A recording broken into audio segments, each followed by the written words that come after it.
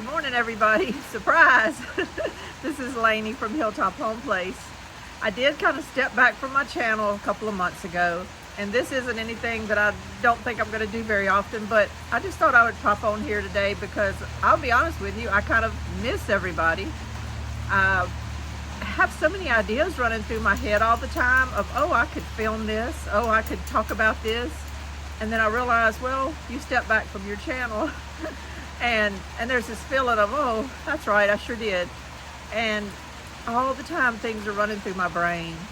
This morning it's raining. I'm hoping the audio is okay on this, but this morning I got up and got ready to go to 7:30 a.m. morning mass, and I couldn't go. My husband needed me, I had to help him, and so I just wasn't able to go. But I thought, that's okay, I'll do other things. Well, it started raining, and now I'm getting notices on my phone that we're gonna have flash flood type rains coming.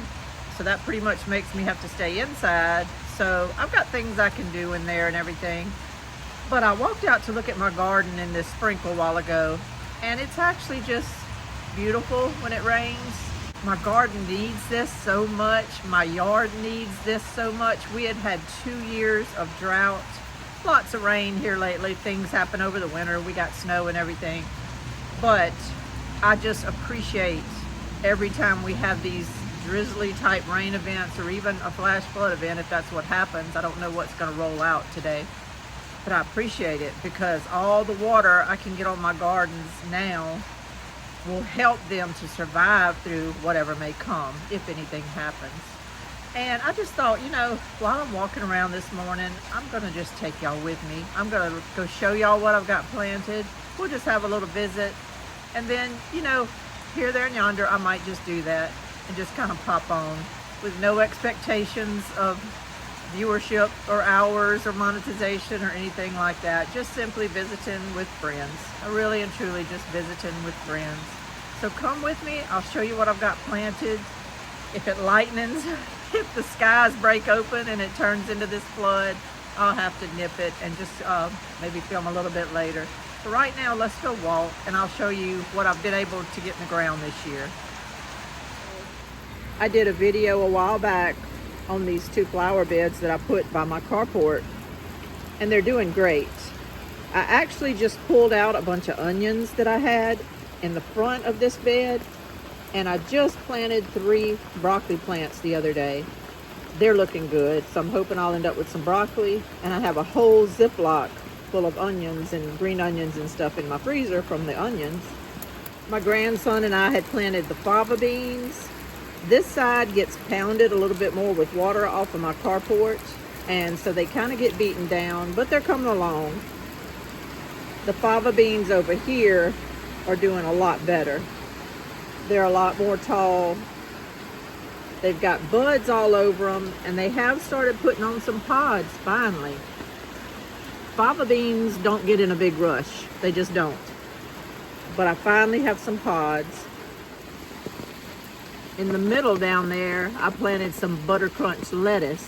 You can see it between the favas and these potato plants. And the potato plants are doing great. I planted all my potatoes February 15th or 16th, one or the other, and they're all doing good. I planted red, white, and Yukon Gold potatoes, and I can't remember where I planted what, so it'll be a surprise when I go to harvest them. I have potatoes also in this little DIY flower bed I did in my rock garden area, and they're doing good too. So I'm curious to see if I'll be able to harvest a good many out of this little container that I made out of scraps I found on my property. So that's interesting, and I've always loved this little thing ever since I built it. My little $3 mullein plant from Azure Standard has been wonderful. I've cut it down like twice and dried mullein leaves. You're supposed to make good tea, and they're supposed to be good for your lungs if you have like pneumonia or anything like that, or cold where you're having trouble coughing and things. It's supposed to be good for lungs, so I'm gonna try, we'll see. But I'm fixing to make a 3rd cutting here shortly. My sister gave me a dehydrator, and I'm gonna use that to dehydrate this time. I had been just putting it out and letting them dry naturally, but that takes forever. In my sugar kettle, which I have to wrap with chicken wire because of the squirrels, I have it chock full of potatoes. I'm hoping this is going to be my year of potatoes. I love having homegrown potatoes, I just do. I also planted them all along my ramp, all along this ramp, nothing but potatoes. I had bought 15 pounds of potatoes. I gave a friend probably what's equivalent to maybe 4 pounds. So what you see here is about 10 or 11 pounds.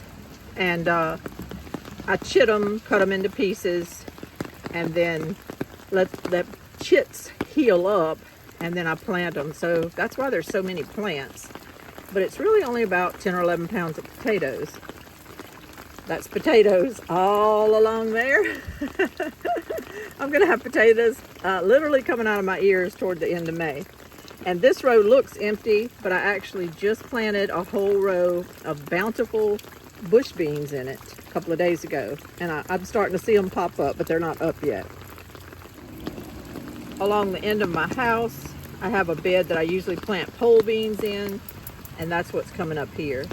And it's my landrace mixture. I planted pole beans of all kinds of varieties last year, and I saved seeds from those, and I planted them this year, and it's almost like 100% germination. They came up, they're doing good. We'll see how they bear out, but I'm very, very happy with the germination on these seeds. This is my big garden that I have on the side of my property. I had to wrap it with chicken wire and post because of the squirrels. Just having to do what I've got to do this year. Also because of dogs. And anybody that's followed my channel will know that's not one of my dogs. We actually lost one of our golden colored labs. They were lab mixes. But this dog just showed up about 3 weeks ago and hasn't left yet. It's a gray lab. She's a beautiful dog. There she is. She's a beautiful dog, and she's got a collar on her, and we've tried to kind of figure out, you know, if anybody owns her. We put it on Facebook and all that stuff, and nobody's claimed her, and she won't leave. And I don't need another dog, so I'm kind of hoping we can do something here shortly. I don't mean to be, I know people are all into dogs, but I don't need 2 dogs anymore. I just don't. When the other older one dies, I'm just not going to have a pet for a while. Anyway, if anybody needs a gray lab, let me know. My whole first row is my tomatoes, and I'm so happy they're doing good this year. I started all of these in my house. The first 3 are just called flamenco cherry tomatoes. So I put them down here at this end because this end has a lot of rocks in the soil, and cherry tomatoes just don't seem to care about anything. They'll grow anywhere. So I put them down here in that rocky soil. For all the rest of them, I'll just give you a rundown. These are Heatmaster tomatoes. I got the seeds from Burrell Company. These, I think, are Hanner Coles. I got those seeds from Baker Creek. And I have little basil planted in between some of my tomatoes. That big plant right there is a black Krim. It's the only one I have of black Krim that made it, but it's doing good. I have some Abe Lincolns. I believe those are the Abe Lincolns right there. I have some big beef tomatoes and some Rebecca Allen tomatoes. Those are from Baker Creek. And I can't remember anymore. Oh, I have some Belgian sauce tomatoes up in there somewhere too. So one of these is a Belgian sauce, or a couple of them. So I have a lot of things. I have paste tomatoes, I have regular tomatoes, I have the black Krim, and I have cherry tomatoes. And down here at the end are my tomatillo plants. I have only 4 that have made it. 2 of them are the giant verde green tomatillos.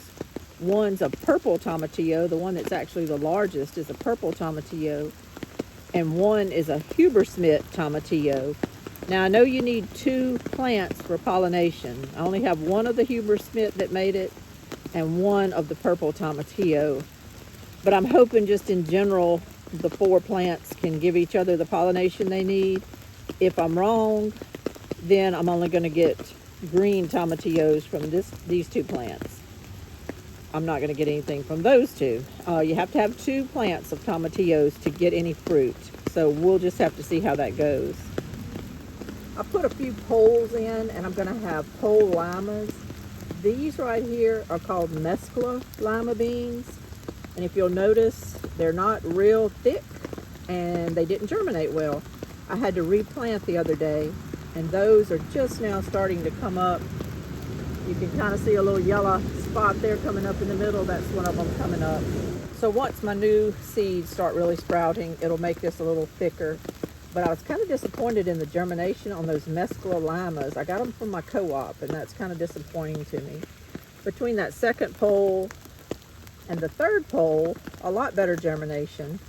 When they get bigger, they're really going to spread out. I've grown these before. They're Alabama black-eyed beans, I think they're called, because they're more like a lima bean. They're not like a black-eyed pea. They're like a lima bean. But they're a pole bean, and they're very, very aggressive and prolific. They'll get tall and vine out everywhere. From this pole all the way to the end down there on that row, that's called hog brains. It's a type of cowpea. I got the seeds from Southern Exposure Seed Exchange, and they're called hog brains. So I'm really curious to see how they come out. I've never grown them before, but I do know they germinated quick. They're some of the quickest germinating cowpeas I've ever seen, and they're growing pretty good. Got a few little mist spots here, there, and yonder, but that's okay. Sometimes things will get those seedlings when they come up, worms or whatever, so it's hard to get 100% germination. My third row has been a little tenuous. I planted squash here, and in between the squash plants, I planted okra, but something attacked all of it. It was little yellow bugs with black stripes. Not sure what they are. I'm not a very big expert on all these insects. But as you can see, they attacked these plants pretty good when they were a little smaller. And that's an okra plant right there that's coming up, and they're attacking my okras too. And what I had decided to do was come out here and just replant a bunch of different squash. And just because I didn't think these were going to make it. Those bugs were just infesting them. This plant down here is really bad. Let me show you.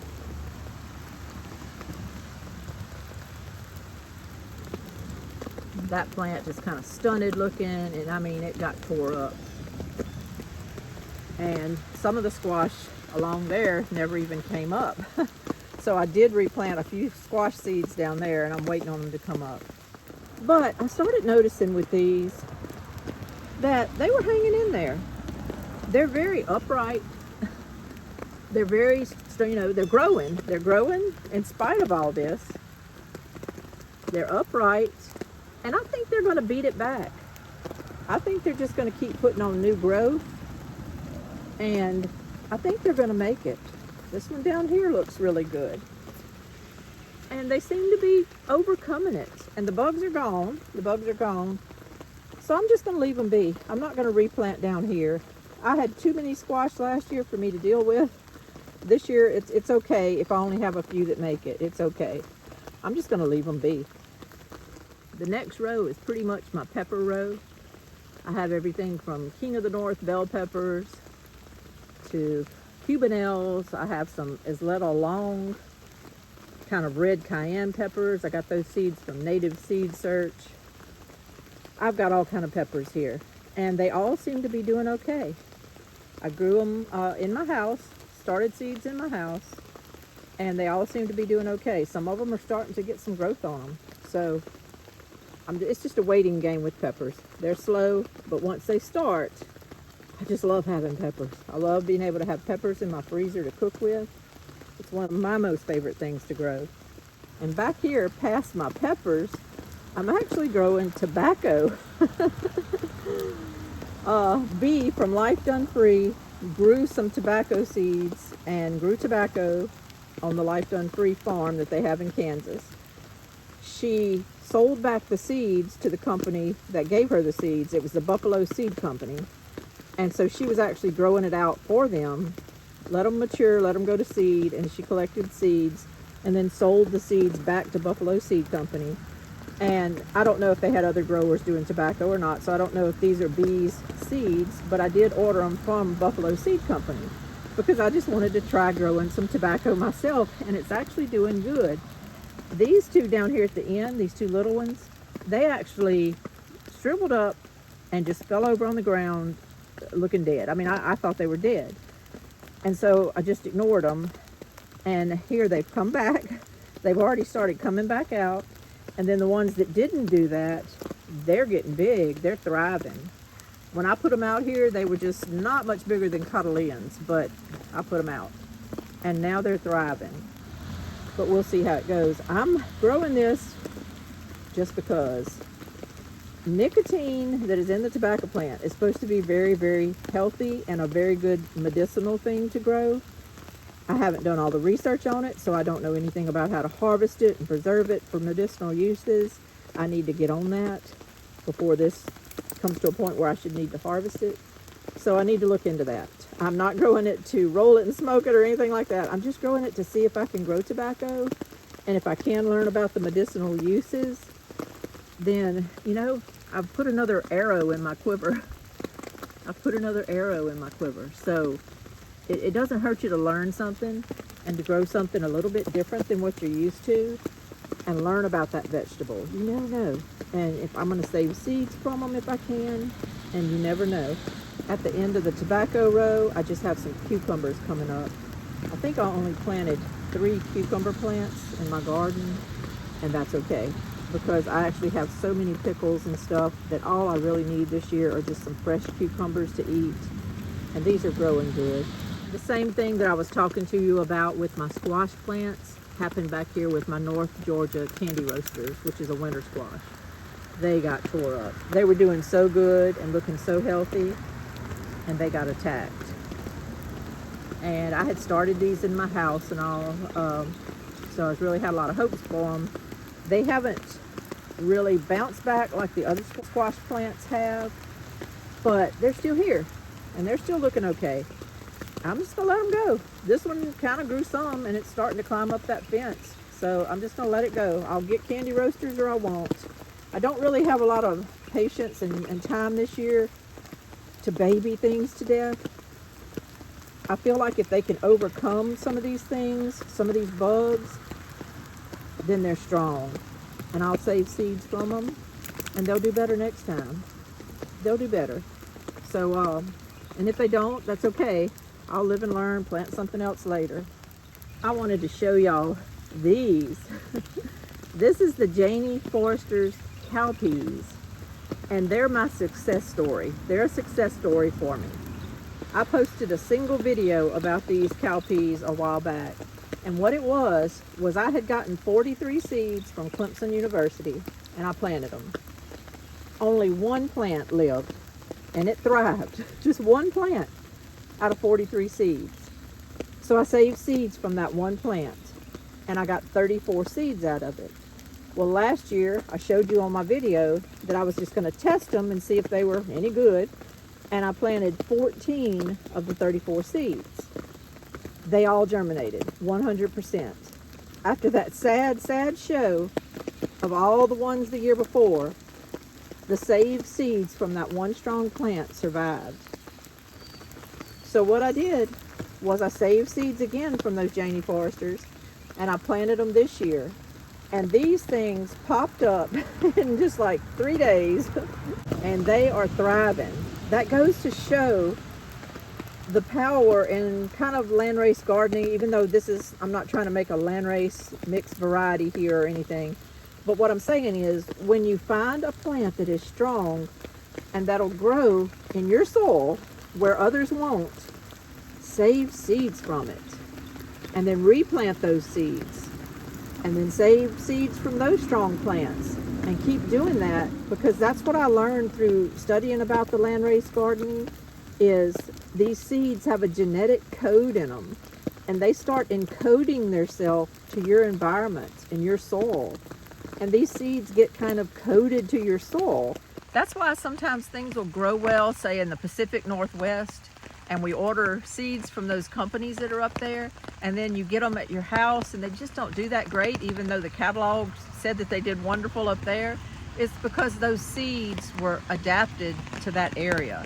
They probably grow them there year after year to sell seeds from them, and those seeds are adapted to that area. And then you get them down here on your property, in your climate, wherever you live, and they don't perform that well. So a lot of people just say, oh, something's wrong with the seed company, I'm not ordering from them anymore. Well, it might not be the seed company. It might be the fact that those seeds just didn't know what to do down here in your soil. But if you have a success of any of those seeds, if 2 or 3 plants make it, or even 1 plant makes it, just save the seeds from that plant and then plant them again the next year, and then do the same thing. Save the seeds from your strongest plants and plant them again. And I guarantee you by that 3rd year or so, those seeds will be almost 100% germinating in your soil, because they will have kind of genetically coded themselves to grow in your soil, to adapt themselves to your soil. So it's something to think about, and a lot of people don't think about that. They just order off seeds and they say, these did good, these didn't. Let me just move on to another company. And sometimes that's true, but sometimes, you know, that's not really the problem. The problem is you're ordering seeds from way away from where you live, and they just aren't adapting to your environment quick enough to give you the good results you want for that year. So think about that, and maybe not so much adjust where you order them from, but adjust the seeds to like growing at your house, in your environment, in your specific microclimate. It's something to think about. And when you compare the thickness of these Janie Forresters to rolling in here to my black-eyed peas that I planted, the black-eyed peas do not look as thick and lush. And guess what? I've planted these twice. They look worse than this, and I had to come back and put more seeds in, and they still have lots of missed spots. So these seeds didn't do as well. So I'm gonna do like I did for the Janie Forresters though, and I'm just gonna wait it out. I'm gonna harvest, you know, from good plants, and I'm gonna let the seeds go to seed on some really even better plants, the best plants. And then hopefully, after I save those seeds, I just won't use the first seeds I planted anymore, and I'll go with my saved seeds, and then I'll have a really good stand of black-eyed peas here before too long. This last row looks rough, but it's my fault. I planted some green peas along this fence, but they haven't got big enough to reach back and grab it yet, and I really should have made the row a little bit closer to the fence. So what I need to do is kind of put some posts in the ground, just a little bamboo post, and run some string for them to kind of be able to get up on. They're all on the ground right now. They're hanging on to each other. They're holding hands, and they don't have anywhere to go but just to lay on the ground. And so it's my fault. It's my fault that these things are kind of wumpy right now. But they're growing. They're doing good, actually. This is called a Ramachuri pea, green pea, but I got the seeds from Native Seed Search. I've grown green peas many, many times. I just wanted to try this variety because they are adapted to grow in hot climates. And we've had this drought the last couple of years, and I just wanted to see if this worked, because it said that you grow them in the spring, but that even if you have hot weather, they'll hang in there through the hot weather and still produce. So I thought, let me try that. I'm not hurting for English peas. I've got a lot put up, and I've got some in my freezer. And these plants, though, you know, they look exactly like a regular English pea plant. But if they'll grow and produce into the hot months and give me even more production, you know, I want to try them. I want to just see. And so that's why they're here. I'm about done. The last little leg of my garden here, I have 3 fennel plants. I tried doing fennel from seed last year in my garden, and it didn't do too well. So I just ordered these plants from Azure, and so far so good. They've been planted about 3.5 weeks. Down here I put 3 more of the broccoli plants that I got the other day at my co-op. I put 3 by the porch, and then I put 3 down here. And so they're alive. They seem to be doing okay. This right here is called a chorizo squash. It's a winter squash, I believe, and it's from Native Seed Search out of Arizona too. I buy seeds from them every now and then because their seeds are adapted for hot weather. And I'm down here in humid, hot South Louisiana, and I just like to try out seeds that I feel might be having a little leg up on being adapted to hot weather. Last thing I wanted to show you, which is really my last garden, I've condensed down this year. I would love to grow little vignette gardens. You can see where I had some on the ground in the years past. Had another one over there, but it was just too much trouble to worry about the post and the chicken wire with all the squirrel issues, so I gave them up. This is my corn patch, and it's a little patchwork story in its own, and we'll see what happens. I'm growing all my corn together. It goes against what people say, but I'm doing it anyway.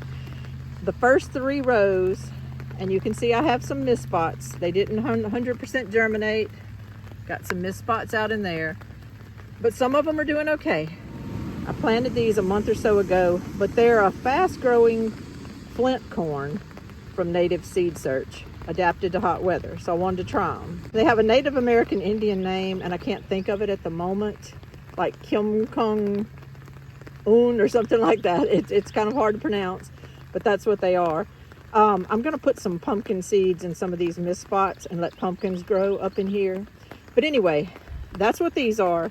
I did fertilize these the other day because they were looking really bad. I went ahead and fertilized them. I'm trying to kind of get off of having to fertilize things all the time, but I did do these and it did help.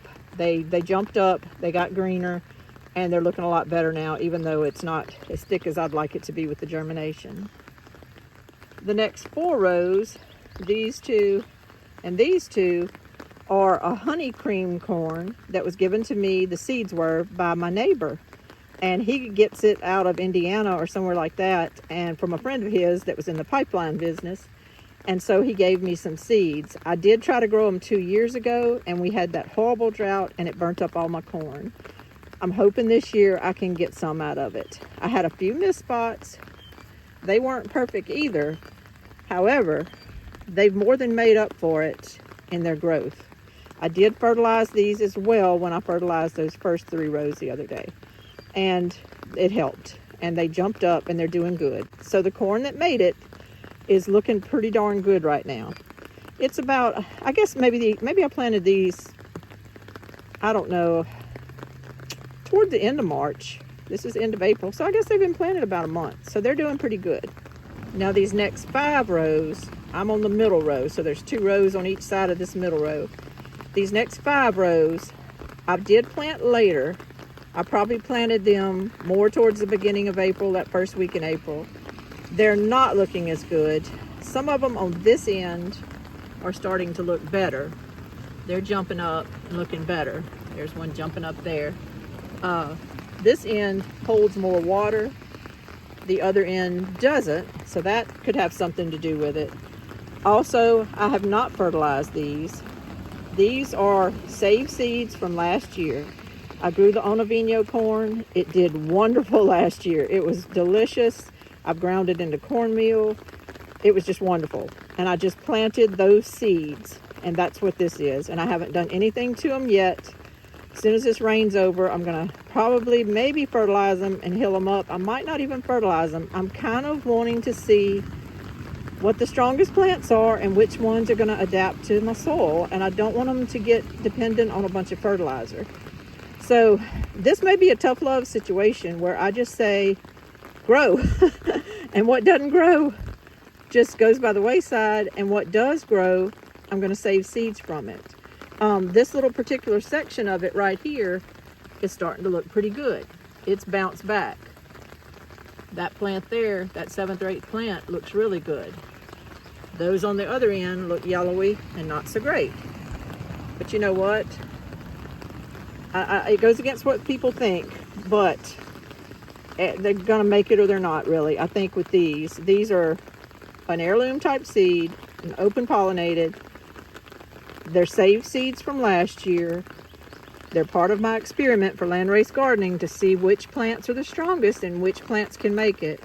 So I'm probably just gonna hill them up and I'm probably not going to fertilize them, and we're going to see what happens. And I'm okay with that. I still have meal from last year ground, and I still have seed saved from last year, so I'm okay. And the last 7 rows over here were not planted till the middle of April, so they're just getting going. They're just coming up and getting going. They don't look as green as I'd love them to either, but there again, this is my landrace seeds. These were saved seeds from me planting a mixture of sweet corn varieties last year, a mixture. And so I just took out of the bag, planted them. They're all mixed up. I don't know what's going to come up. Who knows what it's going to be, but one next to the other is different. So we'll see what happens, and I'm probably not going to fertilize these either. A few of them here, these 3 here, have jumped up ahead of the others. They've jumped up and they look great. Some of them out there are still puny. You know what? The puny ones are probably going to go by the wayside and maybe not do a whole lot. If they put off any sweet corn, we'll eat it. But I'll save seeds only from the ones that thrived and did really good in my soil. So it's an ongoing narrative here, but it's really simple once you start thinking about it.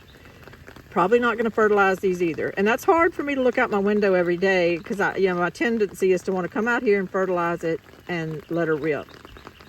But I have plenty of corn saved. I have plenty of seeds saved. And I really kind of want to just see what these rows do. Those rows down there are a little different. That honey cream's a hybrid. It was given to me by my neighbor. I'm just really wanting it to produce. And then that first one, that's the first time those seeds have been in my ground. So I did fertilize those because I really want to get seeds out of those. So that's the differences in my corn. The first ones, like I said, are supposed to be a 60-day flint corn. The honey cream that I planted on the next 4 rows is like I think an 80-day corn. This Onavino is a 100-day corn to 110 days, and it's even longer than that to dry up. So it's going to be there a while. And then these down here are anywhere from 65 to 80 days. So they won't all be pollinating at the same time. And even if they do, I don't care if they cross. That's not a big concern of mine. Well, the rain's just about stopped, but the trees are dripping a whole lot. Still a little drippy out here. But I just wanted to touch base, show you where I'm at. Might be the only tour I give of my garden this year, but I wanted to show you where I was at and find out where you're at. How's it going? I keep hearing all these news reports about worrying about just the dollar crashing and prices going up and all that stuff. Remain calm. Please remain calm. People don't know what tomorrow's going to bring, so don't worry about it, even if they say they're experts. I believe that a lot of this has to happen to fix our country. This country has to be fixed. We can no longer go on these kind of reasonings where we just go into debt and debt and debt. We're 36 trillion in debt. Our grandkids are in debt already because of the way that our government has run things these last decades. So it has to be fixed. Hang in there. If you've listened to me or to any other people on YouTube or podcasts that have been telling you for years now to learn to can, to learn to put up food, to learn how to secure your property, to learn how to do things that make you more efficient, to make you more self-sufficient. If you've been listening to all that, then you're ready. You're more ready than you think you are. Sometimes I feel like I don't have enough things, and then I'll really start looking around and doing an inventory and adding up in my mind just how many days we could make it if we had to, if we just absolutely had to. And I start counting the tuna fish and the salmon cans that I have and the canned meats that I put back. Everything from wild hog to chicken to pork to beef. I've taken the time to can those things. I've got a whole entire shelf unit. The bottom shelf of it is full of broths that I've learned. I just learned to make broth in the last year. I never used to can broth. And now I've got this beautiful shelf full of turkey broth and chicken broth and beef broth. And I don't even buy it at the store anymore.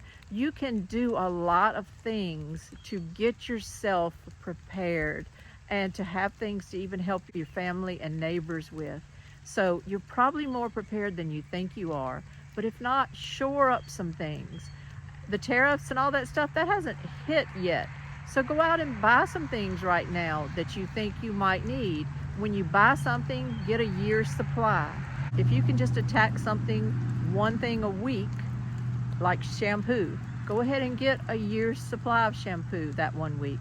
The next week, maybe get a year's supply of whatever else you need, face wash or whatever. And look at it that way, and just look at it as the things in your shelf, the things on your pantry are in your asset column, and you probably have more assets than you realize. I've just been wanting to say that and touch base with y'all and encourage y'all, because I know some of the messaging out there right now is very negative. Even from sources that I like and trust, they're on the negative end of it, of how we have to get everything back stable and we have to get these prices back stable. Well, a lot of that was gerrymandered anyway, and we need to fix the root problems. Kind of to give an example of that is just like taking all these dyes and things out of our food might raise the price of food a little bit, because these companies are going to have to tweak everything they do, and they're going to have to substitute ingredients and get rid of those bad ingredients and get new things, and we're going to pay the price for that. But guess what? It's for our own good. It's for our own good. We've been poisoning ourselves in America. We've been poisoning ourselves on chemicals other countries won't even allow. So to fix things, sometimes you take a little gut punch, but in the end, you're healthier, you're happier, you're more free. This is Lainey from Hilltop Home Place. I just wanted to check in. I love everybody. I miss people. And I just wanted to say hello and just kind of let you know how I was doing. And also, I'd love for you to let me know how you're doing. Thank you so much for watching me. Y'all have a wonderful, wonderful life. Bye-bye.